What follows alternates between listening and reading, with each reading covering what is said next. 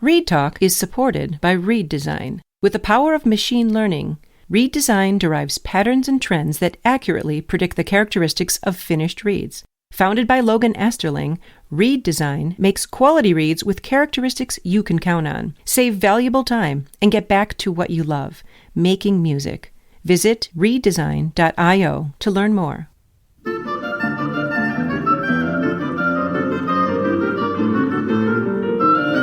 Welcome to Read Talk. I'm Margaret Marco. And I'm Courtney Miller. Our guest today is Marylin Zupnik, former co-principal oboist of the Minnesota Orchestra. Welcome, Marylin. Thank you, and thank you for having me. We're delighted. You know, you had a unique entree into oboe study in that you began your oboe studies with your father, Robert Zupnik, who played with the Cleveland Orchestra from 1946 until 1977. What was it like studying with your father? Well, it was great. My parents gave me an oboe for my 10th birthday, and we had lessons, I would say, for 2 or 3 months. And after that, it became rather informal. And if I was playing something in school, I would say, "Dad, could you listen to this?" And those were the lessons. But I can't overemphasize how helpful it was to hear my father practice the excerpts from whatever the orchestra was playing that week.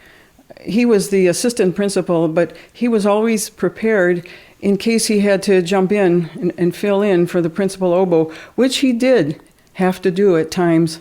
He was very conscientious, and I could hear him practicing. And so by the time I got to music school, I knew all the excerpts. And that was really, really helpful, I felt. And I heard a lot of good oboe playing in Cleveland. Did you and your family go to hear the Cleveland Orchestra on a regular basis?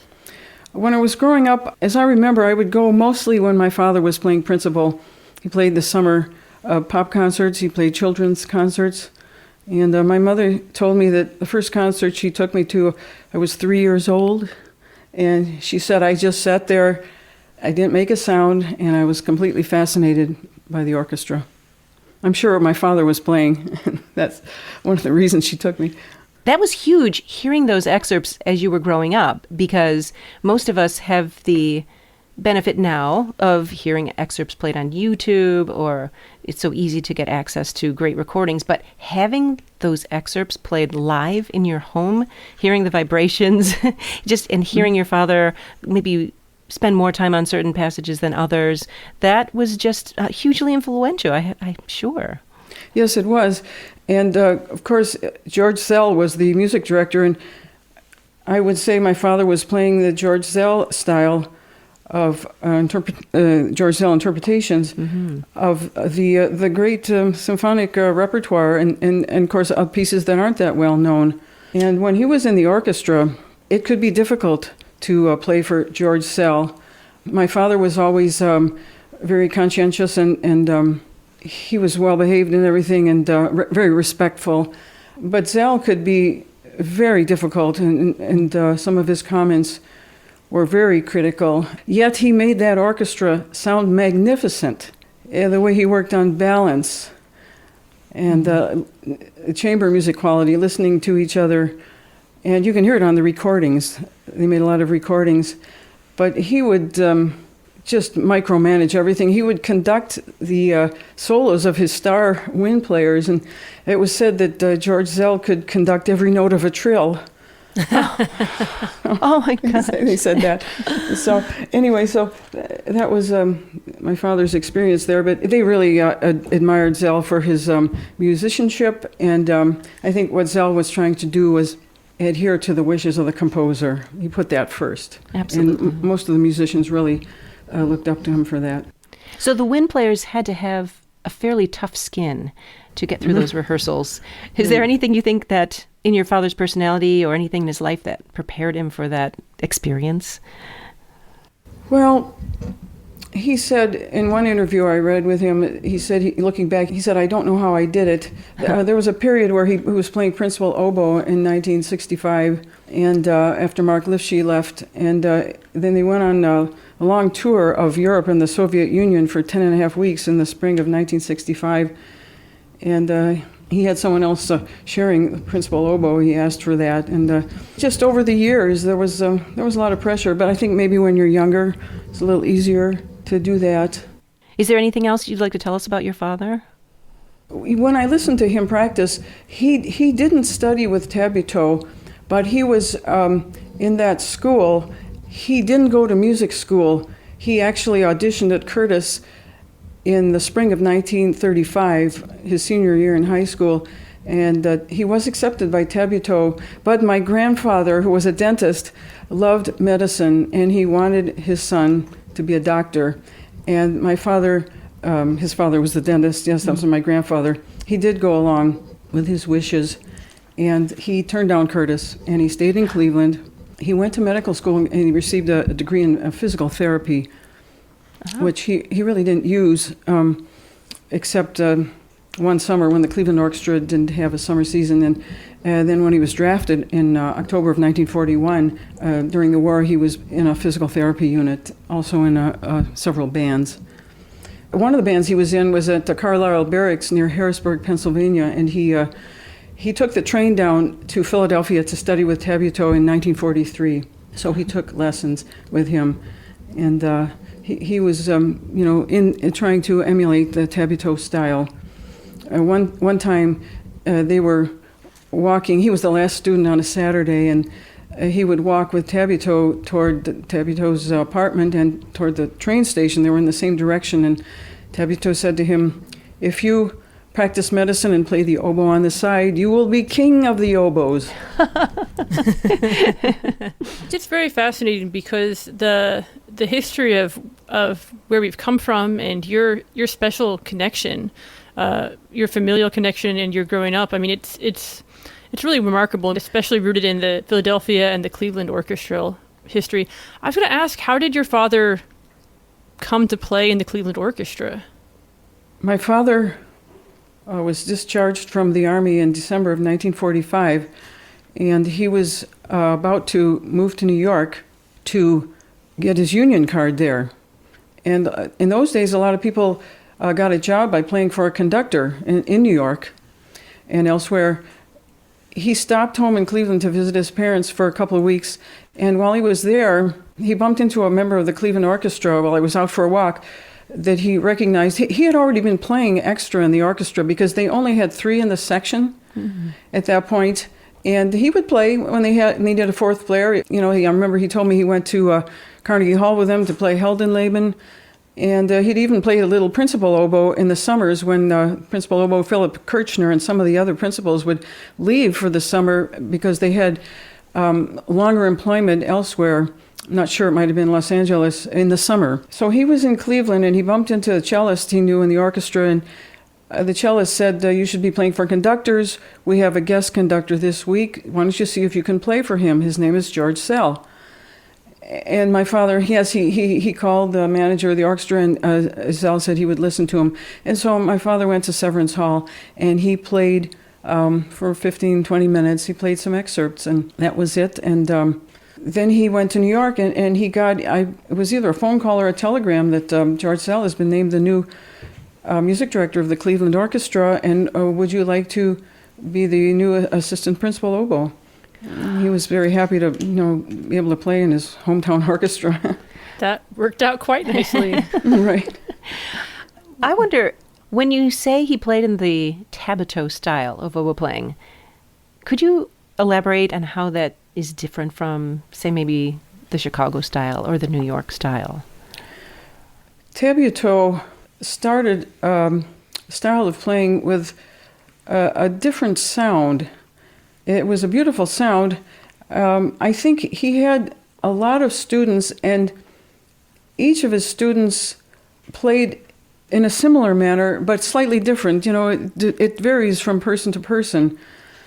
And so some of them were closer to tabito than others. It's just a beautiful way of producing a sound. Mm-hmm. And as tabito said, that when you play out, it's a magnification of the dolce sound. And that concept is so important, so that our sound is always beautiful no matter what dynamic range we're in. Yes, and I also studied with John Mack, who was a tableau disciple. And my senior year in high school, I studied with him. I'd go to his house. So I had, I studied this tableau style from several people. I want to ask, were there members of the Cleveland Orchestra that would come over to your house or that you grew up kind of knowing as a child? I knew my father's friends that were in the orchestra. And, of course, I would recognize all of them because I went to the concerts. Mm-hmm. Also, during that time, when my father was playing principal oboe, he played the principal oboe part in the Cleveland Orchestra recording of the Bartók Concerto for Orchestra. Sometimes I get a question who played on that recording, and so it was my father. You mentioned tableau and you mentioned John Mack. Mm-hmm. Can you tell us more about your reed-making mentors and influences? When I studied with John Mack, he was so friendly and so enthusiastic about everything about the oboe. The advertising for the John Mack oboe camp would say, "John Mack tells all." And he just loved to share his information, and that's how he was when I would go to lessons. He loved to talk about the gouging machines, the shape, the cane, the reeds, everything, the scrape. He was very helpful that way. Once he told me he had cleaned out his reed desk and he found 4 gouging machines he didn't know he had. Oh my gosh! And he just had everything, and very, very enthusiastic about it. And he did tell all. He liked to share his information. Yeah. And studying with these great legends like John Delancey and John Mack, surely that hugely influenced your career and shaped your oboe style of playing. Yes, I'd also like to say that I spent 1 year studying with Eldon Gatwood at Carnegie Mellon University, who was a fine oboist. I wasn't quite sure if I was going to go into music, and I was very interested in American history and presidential history, and I thought as a teenager that I was going to go into public service or government service in some way. When it came time to go to college, I decided I was really enjoying the oboe and the music more, and my father, my parents were suggesting I go to a school where there were other subjects available, but my father knew Eldon Gatwood because he had played second in the Cleveland Orchestra for a number of years and had gone on to Pittsburgh to play principal. And as I said, he was a fine player. So I spent 1 year there, and he really was the one that encouraged me to try for Curtis. And then I went to Philadelphia and started with John Delancey. And spent 4 years there. Fantastic. Should we start talking about reeds, Courtney? Well, I maybe, but I actually want to ask, can you talk to us about your experience studying with John Delancey at Curtis and how that experience influenced your career? Well, it was a great experience. It influenced everything about my oboe playing. He had a different approach than I had had before. He didn't talk about the mechanics of reed making. He didn't talk about the equipment or anything like that. And I think other Delancey students would say the same thing. You knew what he wanted, what he was listening for. We worked a lot on soft attacks, long tones, and slow scales right at the beginning. And sometimes I played slow scales in thirds with another student. And we worked on Barrett. So we started with Barrett, and we transposed everything. Right. The next week, and once I asked him why do we transpose, I'm sure tableau had his students transpose, and he gave me 4 answers. He said there are different problems in the different intervals and the different keys. He said it's good for your mind to be doing more than one thing at a time, which of course you're doing anyway when you play an instrument. And he said when he was playing at the beginning of his career, sometimes they would be playing with a singer and you'd be asked on the spot to transpose for a singer. And you had to be able to do that. And the 4th reason he said was, I want you to play the same pieces the next week to see if I can hear if you've learned anything. And he said, I know if I asked you to play it in the same key, you wouldn't practice. That's what he said. That's awesome. Yeah, I still remember that. And I'm sure any student, any oboist like yourselves, you remember things that your teacher says about the music or about the reeds or anything. He didn't talk about the specifics of reed making, but